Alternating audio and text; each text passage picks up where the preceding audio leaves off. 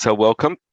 As we have done before, which I'll go through in a little bit more detail in a moment, questions in the chat, and hopefully, by all means, everybody jump in, because some of you are experienced at, managing hepatitis C already and want your input.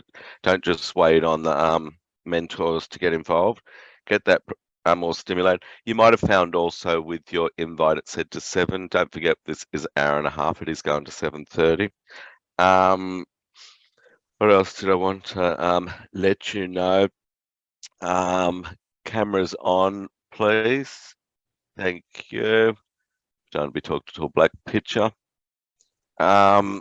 Just before I forget, there's the It's Your Right campaign that's floating around at the moment. A lot of money's been funded into hepatitis C, a tool which you can utilise for patients that may be sitting on the edge. And there's a couple of people with lived experience talking about their experiences of actually while they're still using, still drinking, actually having the antiretrovirals these days and still having a significant impact. So if you need those tools, Colleen will be sending a link out for you if you don't know about it with Jason's slides. So by all means, get on and have a look. It might just be that one thing that tips your patient into going, you know what, I might give this a try.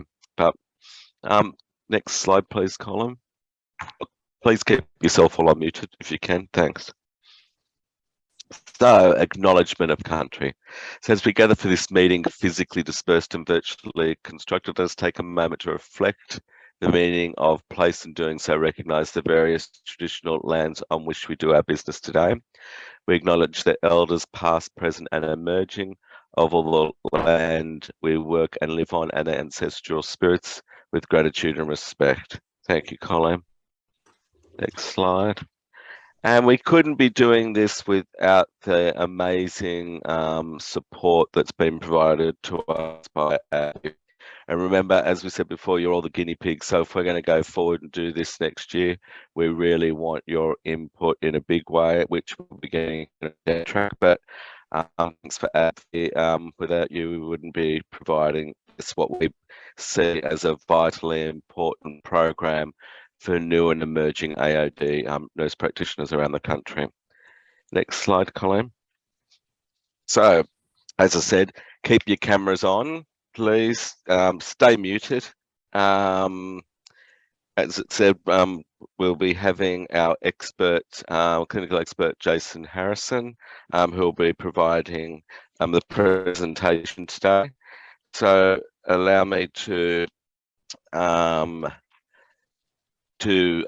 do his bio, but I will just say to those that who are there, if you're not part of this program, at 6:35 or just after the Q&A, before we go into our next session, you will be asked to leave. But thanks for joining us.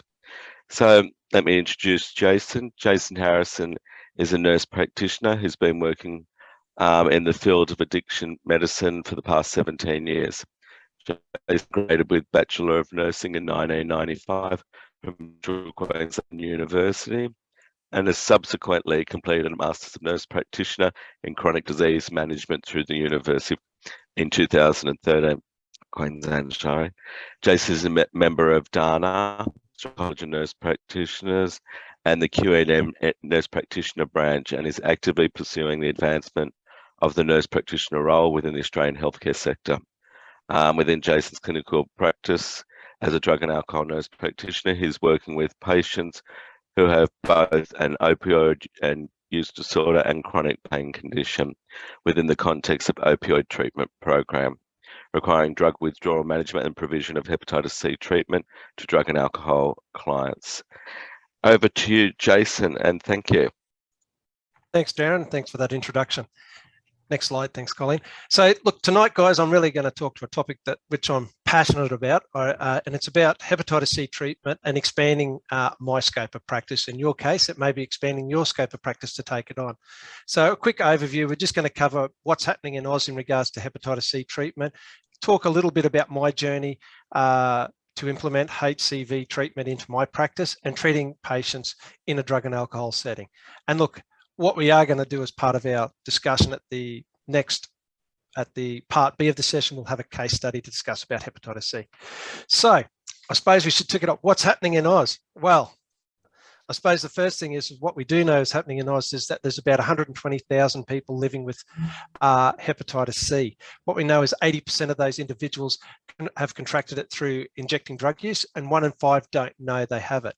And there's still an estimated 20% undiagnosed. And the question is, where do they all sit? Well, they sit in drug and alcohol services, they sit in NSPs, and they sit in primary healthcare. In regards to, and that's where we fall into. This is where we need to expand and take up the mantle of being Hep C prescribers and giving people access to this treatment. Next slide, thank you. What we do know is that since the warehousing of patients in the late 2000s, sort of around the 2015, 16 and stuff, we warehoused a lot of patients waiting on the direct acting agents for Hep C treatment. But since that's happened, we've now found that since they've been all treated, we're having a decline and we're not accessing as many patients as we need to meet our targets to reach the global target of elimination of hepatitis C. We were on track, but we're still continuing to slide. So that's why we need more prescribers and giving patients better access to treatment. And we also need to identify those patients. Next slide. What we do know is that nurse practitioners, you can't see where nurse practitioners are actually providing hepatitis C treatment. The current data is really lacking in that area. And so what I do know is that I have been working, and we fall into the other physicians, and what you can see is there has been a greater uptake between 2016 and 2018 with other physicians providing hepatitis C treatment, and part of that is nurse practitioners. What I am doing is I've been working with the Australian Hepatology Association and other stakeholders and governments to see if we can clean up the data to get a better, more accurate picture of how many nurse practitioners are actually providing hepatitis C treatment in Australia in regards to it, because it's important for us moving forward to show and demonstrate how useful the nurse practitioner role is in Australia. Next slide, thank you. What this slide really shows is that if people are on opiate treatment, they still have the same outcomes as not other patients that aren't on opiate treatment that are receiving the direct acting antiviral treatments for hepatitis C. And I think that's a good thing to know, and it shouldn't preclude anybody from accessing this treatment. What it does say to me is that, and what I do with my patients, is as soon as I've got a patient in for opiate replacement therapy and stuff, I'm already starting to talk to them, or I'm already starting the process of getting them on treatment if they're identified as being a patient with hepatitis C and an active hepatitis C. Next slide. Yep. What we do know, look, the natural history of hepatitis C is that people first develop an acute hepatitis C. In regards to it, 25% to go on to naturally clear it. The other 75% go on to develop some sort of chronic hepatitis. Now, of that, 25% may present as a low progression, and they may end up having normal ALTs and liver results. The other 50% will move on to developing fibrosis and cirrhosis. Hepatitis C is a chronic disease, so it's a long, protracted disease. It's not something that usually happens overnight and then you end up with like a hepatic carcinoma or anything like that. It is progressively slow. So the thing is, what you will find is if you do identify a patient in acute phase, sometimes it's good to wait 3 months before engaging in treatment. But if you've got any concerns where you think they'll be lost to treatment and stuff, have a talk to a specialist and they may recommend treatment. Now, I know that some people will treat, and there's still a little bit of conjecture around that. But seek some advice on it if you are thinking about it. And look at some of the other things that may progress a person's disease. So look at some of those metabolic sort of issues such as, fatty liver, obesity and stuff like that if they've got insulin resistance, and that they can also impact on a person's liver and the outcomes for them. Also look at things like some lifestyle modifications, such as if they've got regular alcohol use, seeing if they can reduce it. Not eliminate it, but reduce it. Think about it from a harm minimization process. And that. Obviously, how do we get a positive? We know if someone's got active hepatitis C, we need two things. We need a positive antibody test for Hep C, and we need a positive RNA test. Now, depending on your pathology, you may get a result which will give you a long, big number. Others may just say that they've got a positive result in regards to it. The other thing is what you do find is that a lot of patients, even post-treatment, will go to EDs and departments and stuff. And sometimes I'll run a bloodborne virus screen and they will tell the patient they've got hepatitis C. And yes, that is true. They've got a positive antibody test, but it doesn't mean they've got active hepatitis C. And I've had patients in situations who I've treated who've become quite distressed that they think they've been reinfected, even though they've done nothing that would indicate that they could have been reinfected. So I've had to provide a supplementary RNA test to allay those fears.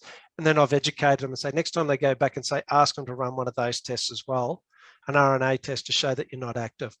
Because there's still a lot of education, especially in the acute area, sometimes with patients around hepatitis C and what active hep C looks like and the fact that they need to test positive, okay? Next slide. So why is it important to diagnose cirrhosis? There's probably a few main reasons. One is that it may determine treatment duration. It may need to determine other interventions that you may need to be involved to prevent complications. It also may determine the ongoing surveillance of the liver, development of liver cancer and stuff like that. And also it is a PBS requirement, because one of the things I want to know is, has a person got a cirrhotic liver or a non-cirrhotic liver in regards to treatment? Okay, next slide. Now, the two tests that I use for determining cirrhosis, they're both non-invasive. They're calculators. That's obviously the APRI in regards to, which really looks at predicting cirrhosis, and obviously the FIB4, which really looks at looking at scarring of the liver, the amount of scarring and stuff. Now, I use these two tests to support my diagnosis of whether they're non-cirrhotic or cirrhotic. That's in conjunction with doing a physical examination. Now, I only use radiology processes if I think there's comorbid issues which may complicate a person's treatment, or I think that the liver disease process may be more progressed than what I can find in the physical examination in regards to that. Next slide. Obviously, I'm only going to talk about two treatments here. I'm not going to talk about the salvage option because you can do more research and stuff and when you would use that. I'm only talking about what I use in my practice. I don't do any salvage. That's specialist stuff and not something that I have time to look after. So we're going to talk about the Mavorite and the epiclusa. As you can see, they both work really well. They're both effective in treating all genotypes. There is some slight differences. One is that the Mavorite is 3 pills daily and it's an 8-week treatment. The other thing is with the epiclusa, it's 1 tablet, 12 weeks, but they both achieve the same outcome. Next slide, thank you. Now, for treatment monitoring and stuff like the patients, I do 2 sets of bloods. One's at the start when I'm just working them up for treatment, and the other one is when they finish and complete treatment 12 weeks post. So that's the only time I do that. Now, I work in an area where I have a lot of patients with poor venous access. So sometimes, and I don't have access to a point of care machine. So therefore, I am in a situation where I have to sometimes organise patients to have an ultrasound guided blood pathology done and conducted. And that can be difficult to organise for some patients.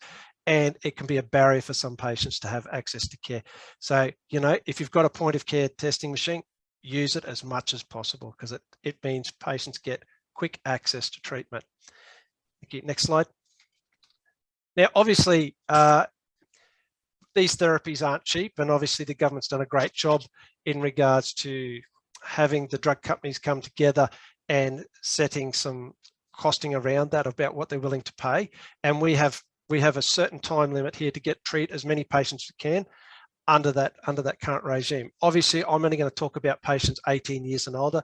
Both treatments have been approved to be used in younger people, but I'm not going to talk about that tonight. The main thing is the treatment criteria is they'll be treated by a medical practitioner or a nurse practitioner experienced in hep C treatment and infection. Okay. The information they usually like to know on application when you're at things is basically whether the cirrhotic status of a patient. The genotype is not required anymore. It used to be initially when I first started treatment, you needed to provide the genotype, but it is no longer required. I occasionally do genotype, especially if I'm treating reinfections in regards to that with patients, and if one's previously done on a patient, just to see whether it's the same genotype or a different genotype. Next slide. Obviously, as nurse practitioners, and there was a lot of great work done by a number of key people around Australia, colleges, and that MPs now have access to S100 and obviously S85, being able to get authorities under those sections there to provide patients with hepatitis C. The S100 is if you're working in a public hospital or working in jails, you usually find, and it's usually dispensed by hospital pharmacies and stuff like that. S85s is like for someone like me, even though I'm in a public system, I work in the community, I write a PBS script, authority script to go to a private pharmacy in the community. Okay. Main thing you need to tell patients is there is a cost to it. It'll probably cost them about $6.60 if you're on a healthcare card, and about $41 per month if you're not on a healthcare card. But that doesn't seem to be a barrier in regards to patients, to pharmacies getting the medications in, or patients being able to engage in treatment. Next slide, thank you. So obviously obtaining an S85 PBS Authority, what are the things they're going to ask you when you ring up? So the first thing is you usually get on the phone and you'll talk to the Medicare, and they'll want it to the PBS, and they'll want the Medicare number of the patient, their name. They'll usually want the prescription number that's on your script. They'll want your prescriber number. They want to know the medication you want to treat with, the dose, strength as part of it. They'll also want to know whether the patient's got cirrhotic liver or non-cirrhotic liver, so the cirrhotic status, how long you want to treat the patient, and do they meet the criteria for Hep C treatment. Now, it's pretty quick and it's pretty succinct how they do it. And at the end of it, they'll give you an authority number to put on your script. Next slide. So what does experienced HCV treatment does? Well, look, PBAC really haven't defined what that is, but what I say to people and what I did was I undertook 10 supervised or supported treatments under an experienced prescriber. Now, not everybody has access to experienced prescribers, and we will talk about that. But basically, it's an easy way to gain your experience and become an experienced hepatitis C prescriber in the treatment, because you've got someone there to support you. Obviously, you need to do some formal education, and ASHM provides some good access to that. And obviously, you can use, gain clinical experience by using some consultation forms, which we'll talk about next. Next line, thank you.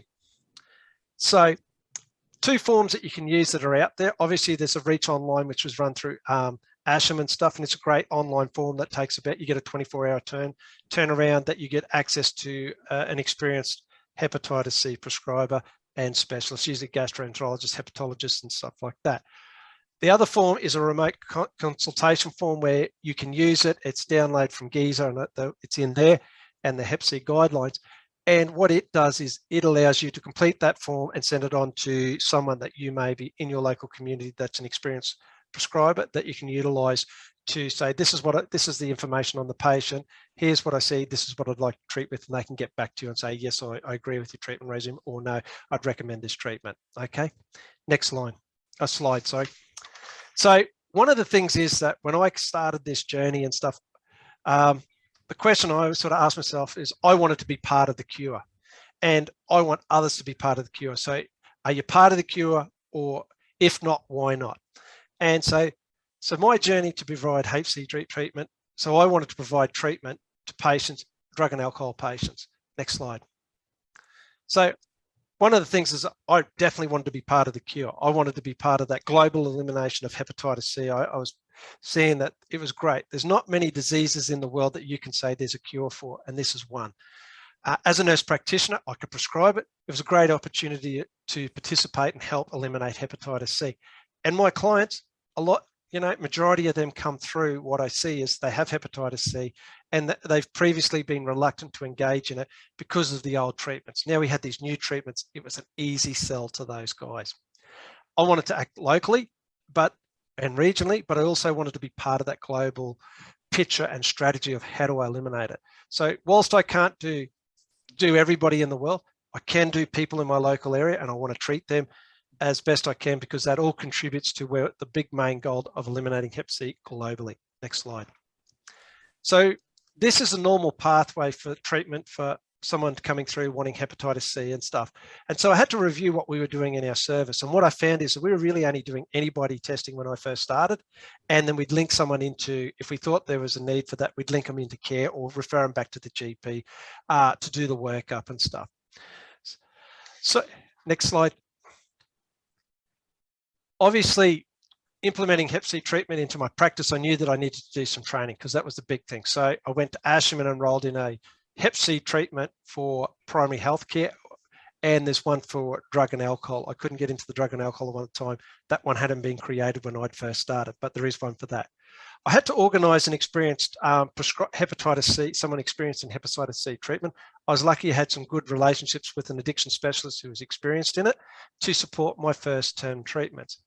And the other thing is that within my workplace, I needed to rally my supporters because I need people on my side to say, this is what I want to implement, this is what I want to do, and this is the benefit to the service as well as the patient.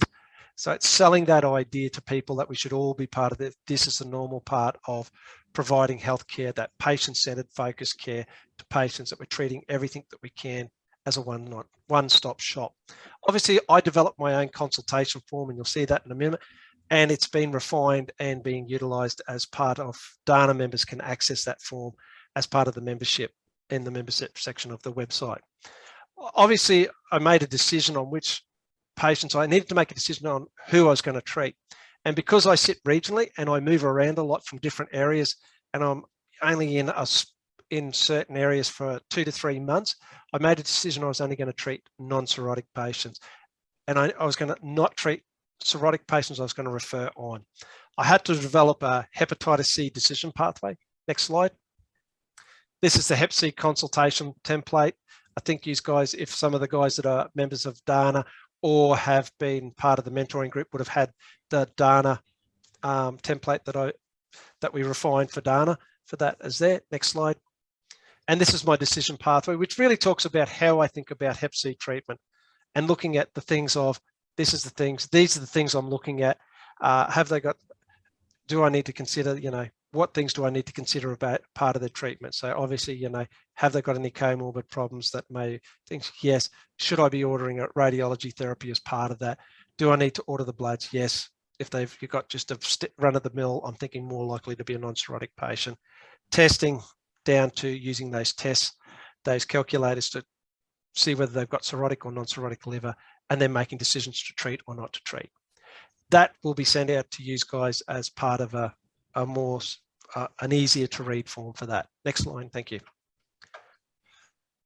Obviously, one of the things that I did have to do is that I wanted to link people into specialist care for those cirrhotic patients. So I did have to go and have a discussion with the liver clinic here in Rockhampton in regards to that. And obviously I had to develop a policy for our service in treatment of patients within AODS. Now, it wasn't all smooth sailing. I did meet some resistance from the liver clinic, from the nurse unit manager there, who didn't believe that I should be treating patients in regards to that. But I was able to work through that, and I've developed good relations with the CNs and stuff like that in regards to getting those patients engaged in treatment through their service. Some of the difficulties with treating drug and alcohol patients, just because you refer a patient and it's only 200-300 meters down the road, doesn't mean they make that service. So we've always got to look at how we might engage patients in treatment in regards to linkages of care and make it as seamlessly as possible, because they will be lost to follow up because patients get distracted easily. Next slide. So treating patients in the drug and alcohol setting. One of the big things that I do with my patients is a physical examination. I'm looking for those signs and symptoms that maybe identify that they've definitely got some liver failure. So obviously we're looking for things like ascites, spider nevi, an enlarged liver. So an abdo examination is a must. Have they got bilateral edema? Have they got sacral edema? Things that might be saying that things aren't working quite as well. Are they jaundiced? So we're checking the eyes, checking what their skin looks like, their pallor, etc., and how they're presenting it to things. Substance history is important because sometimes some of the substances used may interfere in patients' treatments and interactions with the types of substances, the type of medications we want to treat with it, but also maybe that you need to identify and link them into harm minimization strategy. Not saying you're going to tell them to stop, but what you're saying is I want to make sure you're doing what you can as safely as you can and reduce the risk. Have they got some comorbid health problems or mental health problems which could contribute to impact on treatment or impact on their liver? Obviously, their medicine history is important because we want to know what medicines are on as part of for any interactions when we're going to treat patients, but also what's their compliancy like with taking medications, because sometimes 1/3, that could be an issue for some patients and may not be able to conform to that. Psychosocial history, if they're homeless, you don't want to be giving them a box of medication to take home and try and look after and manage. You may want to set up something in a pharmacy or something like that for a daily picker, just so they can get treatment, but they don't have to worry about the safety of their medication and stuff like that. Next slide. Obviously, these are the bloods that I order. I do a Hep B serology just because of the risk of reactivation of hepatitis B, though I haven't seen it in regards to that. And look, if they do come up with a positive core antibody and they look like they've had contact with hepatitis B, and depending on where they're at, I will refer on to a specialist for ongoing treatment if they've got the hepatitis C as well. Now, as you can see, I do have, sometimes I'll add the option of a genotype there and that, but I don't always. Majority of times I just do the RNA test because I already know they're positive. The genotype's really just more of my interest than anything else. Next slide. Radiology tests, look, the two I use is definitely an ultrasound of the liver. I want to see what's happening with the liver. Is it enlarged? It'll give me a measurement of the liver. It'll tell me whether they've got a nice smooth surface there or whether there's some fibrosis in the sense of how rough the liver edge is. The FibroScan or the AFRI is what I use up here because I don't have access. It does exactly the same thing as a FibroScan. Up here just tells me how hard the liver is, how fibrotic it is, or how much scarring is happening there with that. And I only use that if I suspect that they've got some comorbid health issues that's contributing to the health, to the liver disease progression, and I may order it then. Or if I suspect if they've got severe alcohol use disorder or they're regularly using alcohol at the time when I'm going to treat, I will do that as just a precautionary thing because I want to have as much testing done so they don't have to be retested when I refer them onto the liver clinic as well. Next slide. Obviously, I use the Liverpool Interaction checker. Now, the great thing about this is you can download it on your phone. It's really easy to use. So it's mobile, it can go with you. If you don't have access to that, you can use it on the forms that we've developed, obviously have it and give you straight links to that site in regards to it. You can put all the information in. Main thing is don't forget to put your illicit substances, especially when you're working in drug and alcohol. You want to know whether that's going to interact with the type of treatment that the patient may be wanting to engage with or that you're wanting to prescribe.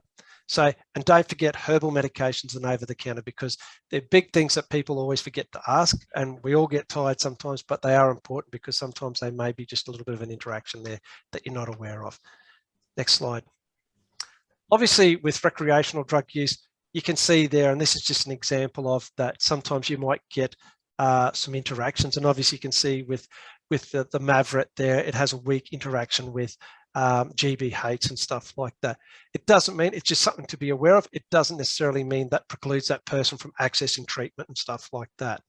So just think about those things there in regards to it. Sometimes those weak interactions may mean that if it's related to a medication, you might just have to change the time of the time that the patient takes a medication, or that may need a slight dose adjustment in their medication. But that's up to you as a prescriber. I go with the easiest options. If I get all greens when I'm doing the interaction check, that's the drug I'm going with in regards to it. And the conversation, taking the whole information about what's going on for the patient in regards to the other aspects of care, health problems, time I'm going to have with them in my service, etc., and their choice. Next slide. Things to consider, minutes, Jason. Yep. Things to consider and treatment. Obviously, we want you to be non-judgmental. Think about what the patient wants. Obviously, the duration of treatment, tablet loading, medications that they're using, any interaction, cirrhotic or non-cirrhotic, whether you want to link in for care.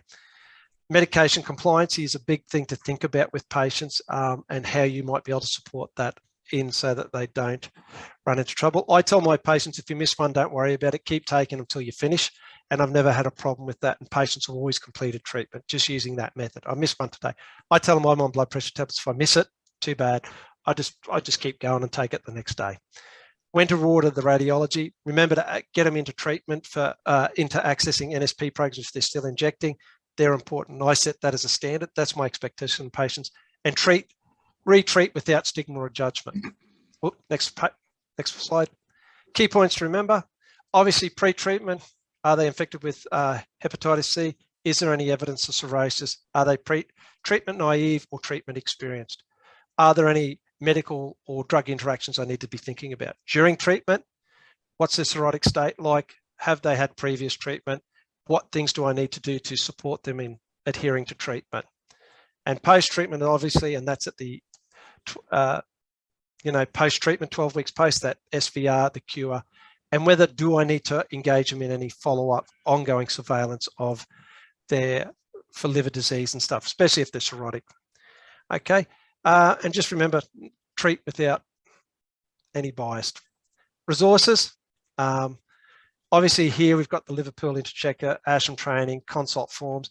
Don't forget to go and explore the web and your local state and national guidelines on hepatitis C treatment, because there's a lot of information there. The GISA guidelines are out there in regards to, they put out a consensus statement regularly in regards to about treatment and working towards that global elimination, as does each state, as does hepatitis C Australia, etc. Okay.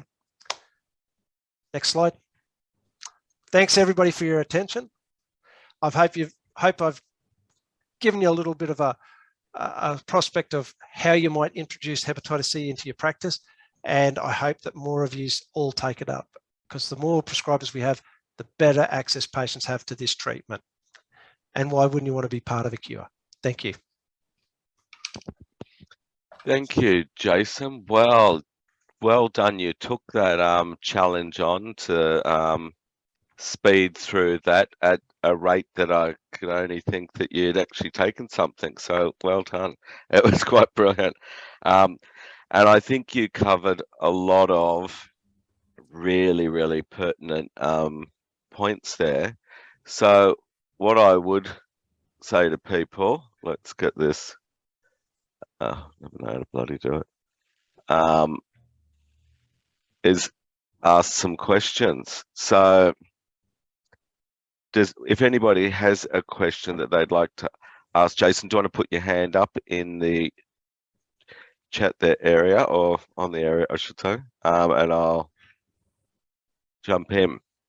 No, nothing. Yep.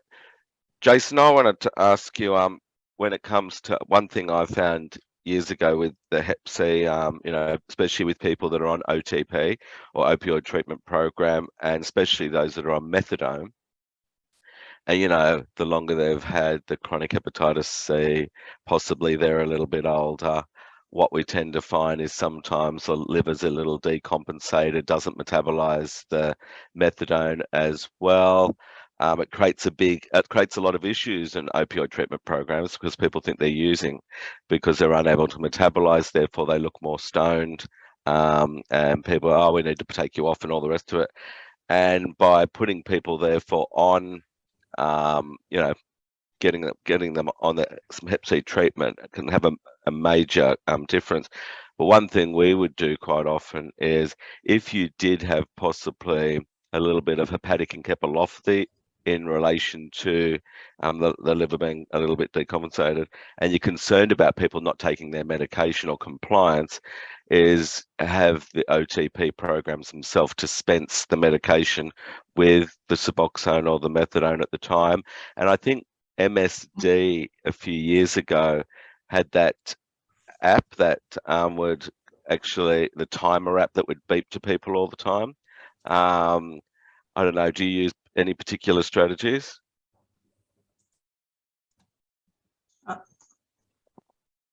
You're on mute, Jason. What I do is I actually send the scripts, my patients, whether it's benzo scripts or any type of script, I send their scripts directly to the pharmacies where they dose at for collection. In regional Queensland and stuff like that, I find there's usually about a 24-hour turnaround before they get their medication.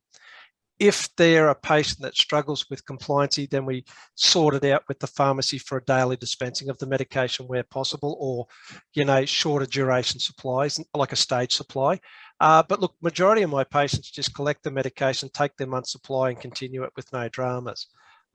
There's been probably one, I think, in all the time I've been here where I've had to set some sort of stage supply up for. In regards to that, I found probably a lot of patients when I've tested and they've sat there for donkey's years worrying that they had active Hep C.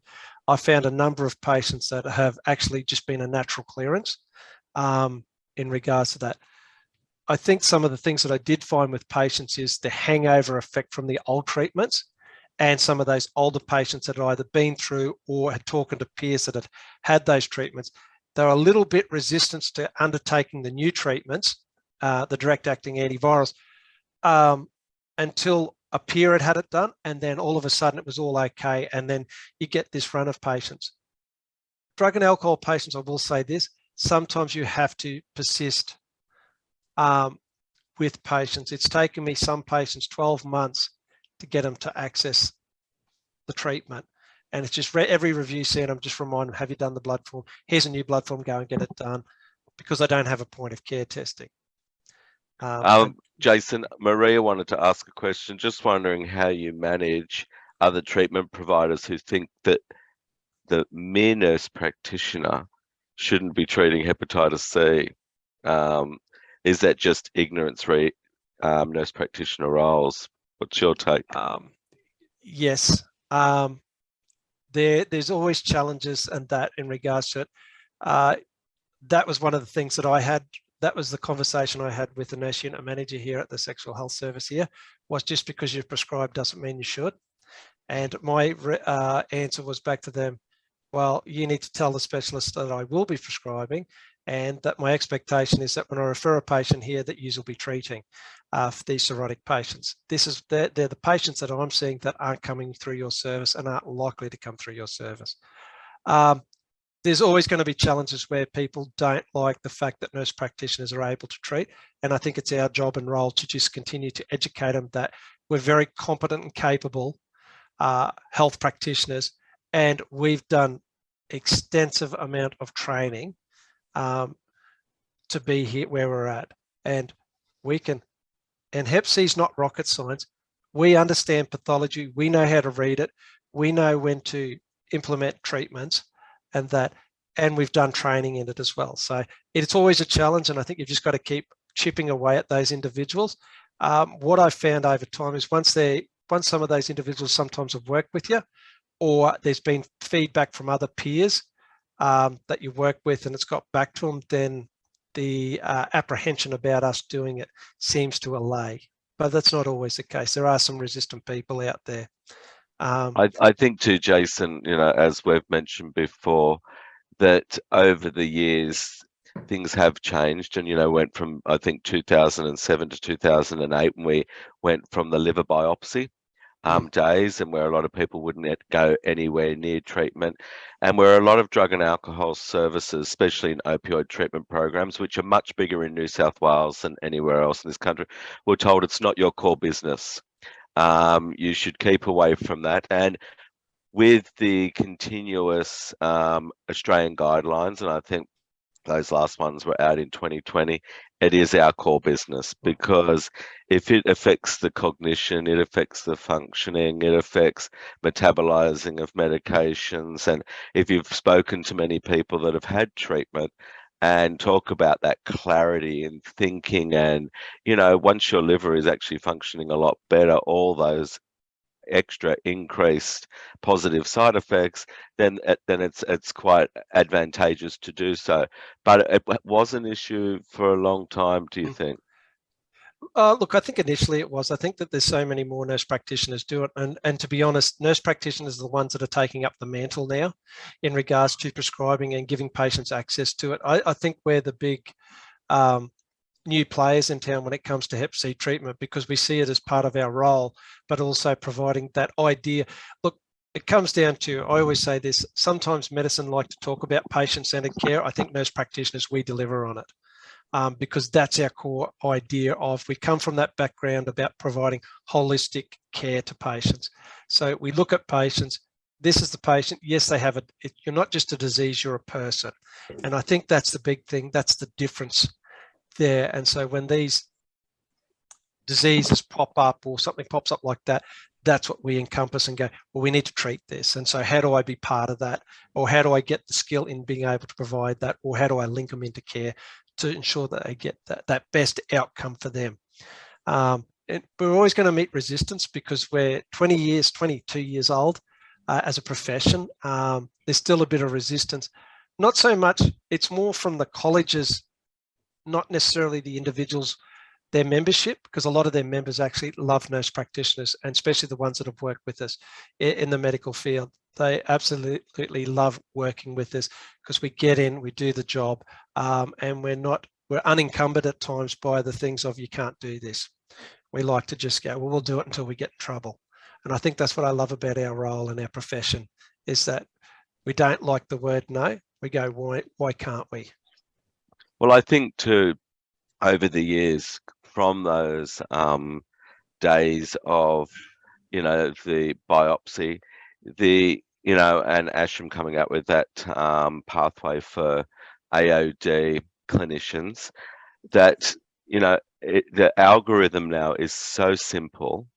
It's more simple than putting someone on opioid pharmacotherapy.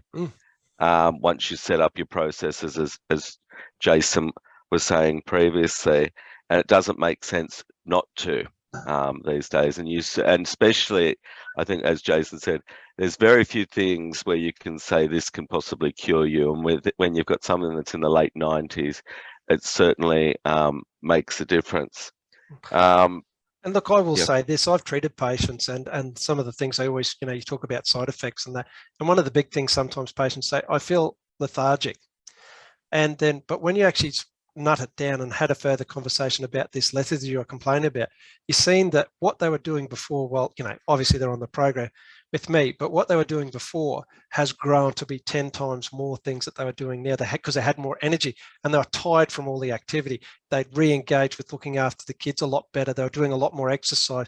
They were getting to appointments that they'd usually miss and stuff, because they had more energy from the treatment, had been working on their hepatitis C. And again, what you talked about, the clarity and thinking, that was a big thing for a lot of patients.